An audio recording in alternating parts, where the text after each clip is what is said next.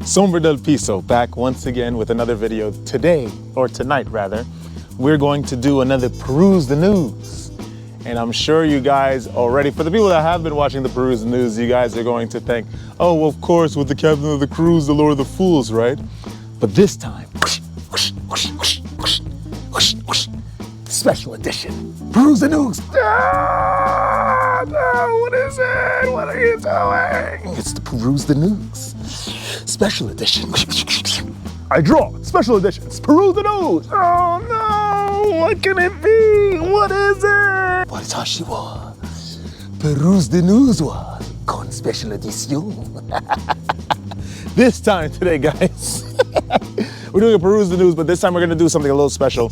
We're not going to analyze based on my opinions 3 articles, right? We're going to do just one really giant one. This one is very, very interesting.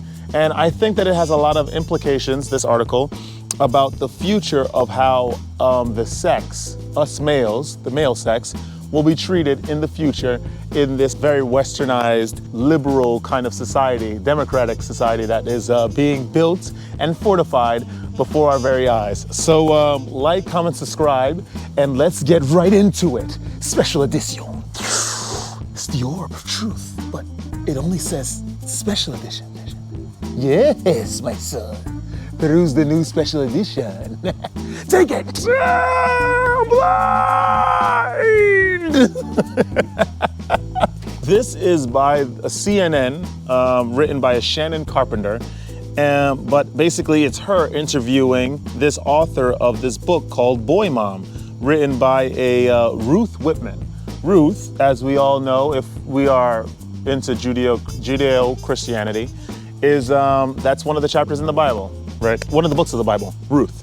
Has no relevance, but I just want you guys to just sort of start thinking like that, you know? Look between the lines. She's being interviewed by the Shannon Carpenter about her book. So let's get started. The title of the article is Boys on the Fringe of Society Aren't So Different from Yours, this boy mom says. Strap in, guys, because this is gonna be very, very interesting. Let's just see what is being said here. My 16-year-old, okay, wait. I know I'm not the only parent who has lost sleep worrying about the future of my sons. My 16-year-old has begun to drive, and I have concerns about his ability to navigate curves. I'm telling you, I remember when I started driving, and I remember this was long ago. I got my license when I was like 16, but I had my learner's permit around 15, and I was driving around my mom's boyfriend's car.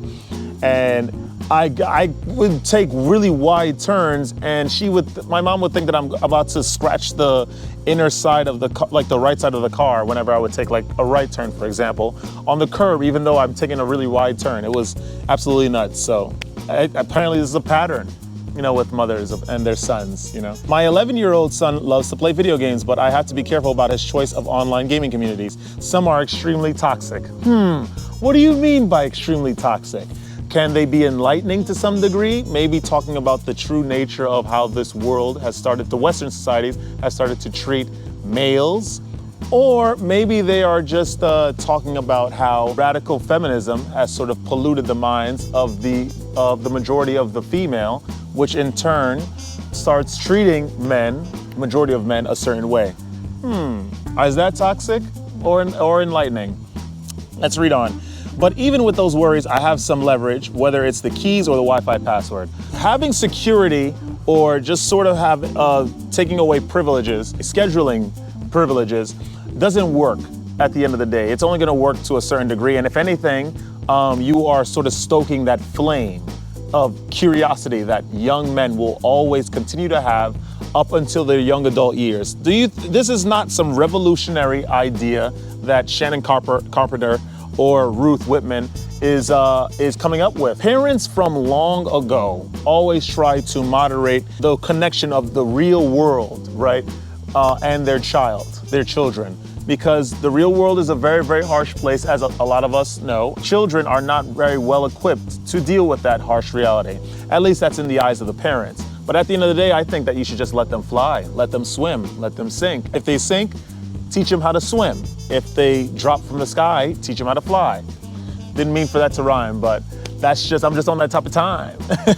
It's the things that I can't control that keep my mind running at all night. It's like that episode of Black Mirror, what was it, Archangel, right? I think the daughter got into this accident and the mother was so like paranoid about this daughter repeating this accident because perhaps that daughter might die. So she ended up taking the daughter to this clinic, and then the clinic was running like some prototype of this technology, which allowed the mother to spy on the child, whatever the child was seeing, whatever the child was saying, wherever the child was, the mother was able to pick up on that. And of course, at the end of the episode, the child obviously found out that she was being monitored 24/7 and her life was really not her life.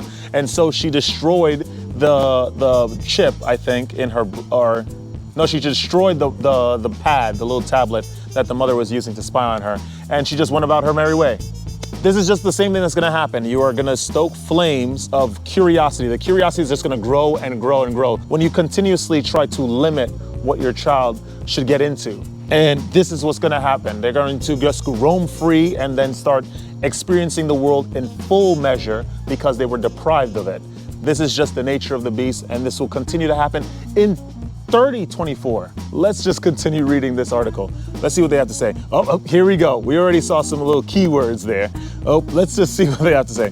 It's a scary road for a parent to contemplate because of what I see out there, of course, through their lens, right? There is the manosphere, the manosphere. She's not gonna talk about how feminists say, we should abort all male babies, or we need to sterilize all men, right? She's not worried about her son getting into that kind of community. No, it's the manosphere. The collection of male influencers who plant seeds of hate in our young boys' ears. That self-hate can turn inward until it explodes, either in self-harm, partner violence, or mass shootings. The thing is, with the mass shootings, a lot of the motivations for those wasn't because, like, there was that one instance with Oliver Roger, right? Where, was it Oliver Roger? Elliot Roger, where he was like, I want girls to, the girls don't like me and I don't understand why they don't like me, so I'm just gonna go get a gun and start causing mayhem. That's the complete wrong way to look at that situation. I don't know if that was some sort of orchestrated event or something, because it's just the two doesn't connect. It's not like I can't get women, let me just get a machine gun and hurt people. That doesn't really connect. And if it does connect, it doesn't make any logical sense. It doesn't make sense at all. But the majority of mass shootings were motivated because of race. We had what's the bowl cut, Dylan Roof, right? Then we had the other one that had the X in his name that was a sniper. And then we had a whole bunch of other shootings that were, the main motivation was because they didn't like a group of people and they wanted to inflict harm on those groups of people. That's what keeps me up at night. That's what Ruth Whitman tackles in her new book, Boy Mom, Reimagining Boyhood in the Age of Impossible Masculinity, which published on Tuesday. I was pregnant with my third son when the Me Too movement just exploded, Whitman told me. I realized at that moment there was just this rolling horror show of bad news about men. Yes, as we all know, we are in 2024 now. You cannot be masculine. God forbid you preach semen retention, you will get stoned. God forbid you actually treat a woman chivalrously, you will get crucified.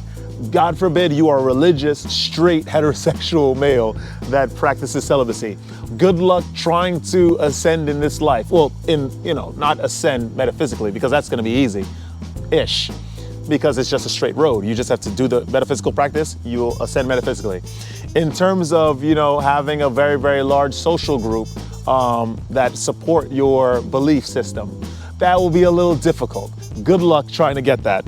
This world is completely different now in terms of how they respond. Men are we're just horrible individuals that can't get any ground whatsoever. And every time we express a certain aspect of our personality, it is toxic. Welcome to 2024, ladies and gentlemen. Well, gentlemen, really. I think a lot of ladies are aware of this. The journalist, cultural critic, and documentary filmmaker realized that Me Too was exposing a deep systemic problem with the way that we raise and socialize boys. The fact that this experience of sexual violence and sexual assault is so common, there is somewhere that we're going wrong. It's clearly a blind spot. So again, these crimes are, like I said in a couple Peruse the Newses before, These crimes are not prevalent. They're not very, very prevalent. They're not happening consistently. The majority of people are not going around doing these crimes.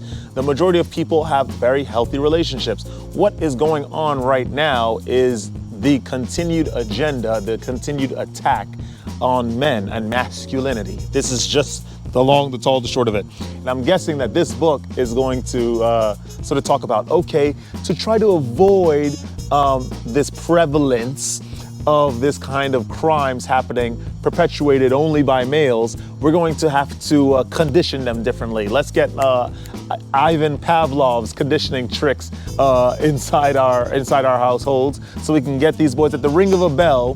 When they are in the height of their aggression, they become like neutered little puppies, right? That we name Anne Marie, and then we strut around and let them walk all over the sidewalk and whatnot. I read my book and I'll teach you how to do it. Whitman takes her audience into those influences our boys are exposed to, including the incel population, the pull of false machismo of men influencers, and the world that our sons are expected to join as adults. We have this attempt, again, to try to stop men, or boys rather, from being who they are, from getting into certain groups of thought. My thing is this: I'm not misogynistic. We are not attacking women. I'm not for attacking women. I'm not for attacking men. I think that we need to behave ourselves in a very, very cordial, polite way, and try to have goodwill, spread goodwill amongst men. That's my belief system. Anything else that's completely offensive and hurtful to either sex is just something I just don't agree with. There's this agenda, there's this targeted attack on masculinity, and this is just a continuation of it. Except it's a special type of bullet. It's like a silver bullet to the vampiric aspects of the masculine, the manosphere, the incel population. Let's keep going. I sat down. This is Carpenter now, Shannon. I sat down with Whitman to learn about her experiences as a boy mom, what worries her as a parent, and the surprising things she discovered during research for her book. And of course, they have like a little note here saying this conversation has been edited and condensed for clarity. Let's get on in, guys. I hope we're ready to tune in and strap into this, because it's going to be a very, very long one. We're going to continue this Peruse the News in the next one. This Peruse the News special edition will continue in the next video, part 2. Don't let this world get you down. It is just a temporary reality that is trying to test us, right? Do not take these things to heart. Just keep ascending, and we're gonna get to the places where the goody goodies go, according to Jack Sparrow, right? Or we'll just repeat this if you cave in. So it's either that or that. Make your choice. And stay radiant, my friends. We'll see you in the next Peruse the News. Special edition, special edition, special.